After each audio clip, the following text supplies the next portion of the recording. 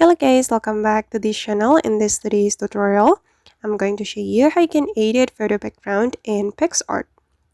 Okay, let's get into it guys. I have opened my Picsart, and first of all, we need to choose the background we're going to use.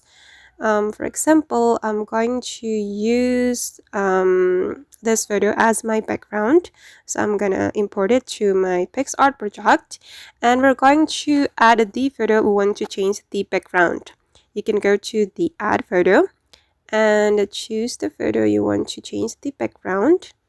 And I'm just going to change the background of this photo. Okay, click on add, and I'm going to zoom in to fit the screen like this, and we're going to remove the background of this photo. You can go to the cutout, and then you can select brush, and you can draw on the area that you want to keep like this, right, guys.